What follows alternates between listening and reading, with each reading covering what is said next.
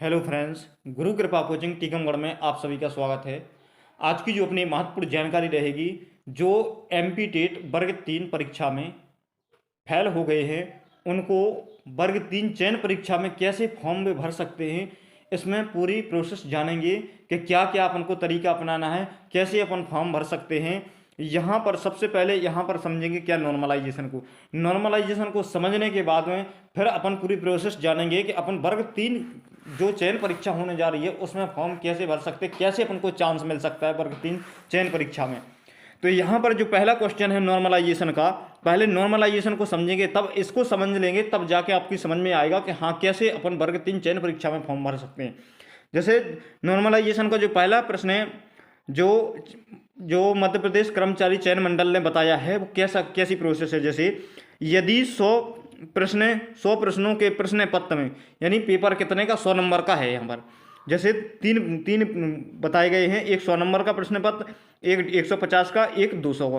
पहला 100 वाला पर समझेंगे, यानी 100 प्रश्न के प्रश्न पत्र में दो प्रश्न निरस्त किए गए हैं, 2 प्रश्न निरस्त किए गए, यानी 100 नंबर का पेपर था, 2 नंबर निरस्त कर दिए गए, 2 प्रश्न निरस्त कर दिए गए, तो कितने बचे अपना 98 प्रश्न बचे हैं। और जिसमें से उन्होंने, जैसे जो अभ्यर्थी थे उन्होंने कितने 90 प्राप्त किए। अगर 100 का पेपर था, 100 में से 2 निरस्त हो गए, इसके बाद भी उन्होंने कितने 90 नंबर प्राप्त किए, तो उनके अंकों की गणना निम्न अनुसार होगी। जैसे तो उसके लिए ये है सूत्र, क्या न प्राप्त कितने किए 90 के बाद में पूर्णांक कितने का था 100 का, इसके बाद में और 100 में से कितने निरस्त हो गए 2 हो गए, तो कितने बचेंगे 98, कितने बचेंगे 98, यानी 98। अब इसको जब डिवाइड करेंगे, पूरे को काटेंगे, तो इसको कितना बचेगा 91 कितना 63, कितना बचेगा 91.63।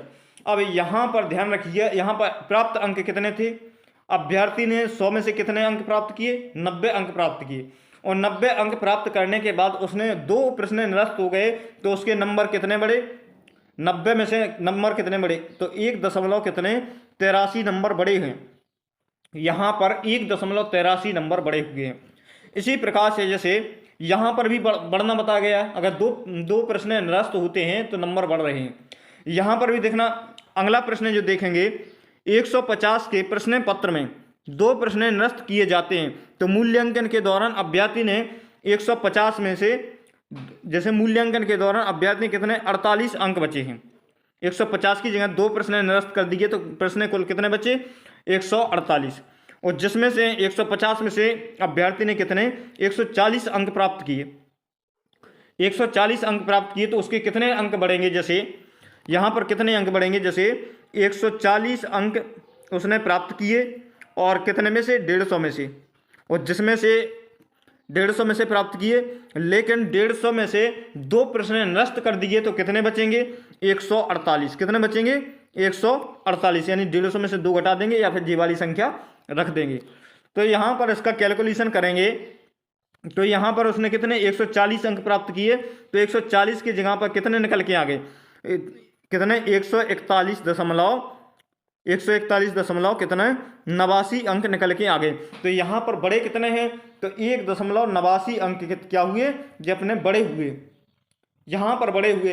अब यहाँ पर कितने 200 का पूर्णांक था, 2 अंक निरस्त कर दिए, और इसके बाद में 158 बचे, तो यहाँ पर कितने बढ़ रहे हैं 191 उसने 190 अंक प्राप्त किए, तो यहाँ पर कितने 1.91 अंक बढ़े हुए हैं। लेकिन यहाँ पर जो नॉर्मलाइजेशन बता रहा है, यहाँ पर नॉर्मलाइजेशन में कम से कम 1 से 2 नंबर मान के चलो, 1 से 1.25 के बीच में नंबर सभी के बढ़ रहे हैं। यहाँ पर क्या हो रही है, नंबरों में वृद्धि हो रही है। यहाँ पर जो एमपी, जो मध्य प्रदेश कर्मचारी चयन मंडल ने, जो कर्मचारी चयन मंडल आयोग ने जो नॉर्मलाइजेशन का जो फॉर्मूला बताया है, इसमें हर एक प्रश्न में नंबरों में क्या हो रही है, वृद्धि हो रही है।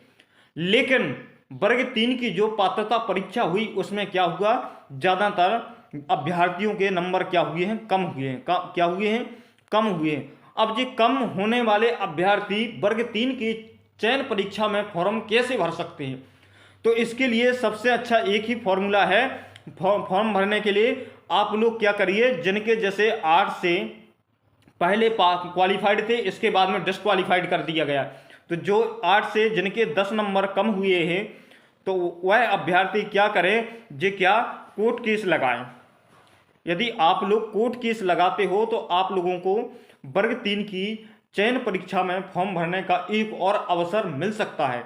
इसके अलावा दूसरा कोई ऑप्शन नहीं है, क्योंकि यहाँ पर जो MPPB ने, जो मध्य प्रदेश कर्मचारी चयन मंडल आयोग ने जो नॉर्मलाइजेशन का जो फॉर्मूला बताया है, उसमें हर एक प्रश्न में कम से कम 1 से 2 नंबर सभी में बढ़ रहे हैं। लेकिन यहाँ पर क्या हुआ, 8 से 10 नंबर उन्होंने कम कर दिए गए हैं। तो जब कम कर दिए गए हैं तो यहाँ पर आप लोगों को एक चांस मिल सकता है। आप लोग कोर्ट के केस करोगे तो यहाँ पर आप लोगों को चयन परीक्षा में एक और अवसर मिल सकता है, चयन परीक्षा देने के लिए मिल सकती है। तो यही आपके लिए महत्वपूर्ण जानकारी थी। तो आप इसका प्रयास करिए, आप वर्ग 3 में की चयन परीक्षा में फॉर्म डाल सकते हैं यदि आप कोर्ट केस करते हो तब, और आप पहले क्वालिफाइड थे इसके बाद डिसक्वालीफाइड हुए तभी आप कोर्ट केस करना। यदि पहले से डिसक्वालीफाइड थे तो कोर्ट केस करने से कोई मतलब नहीं है। तो थैंक यू दोस्तों, आज के लिए बस इतना ही। मिलते हैं नेक्स्ट वीडियो में। जय हिंद, वंदे मातरम।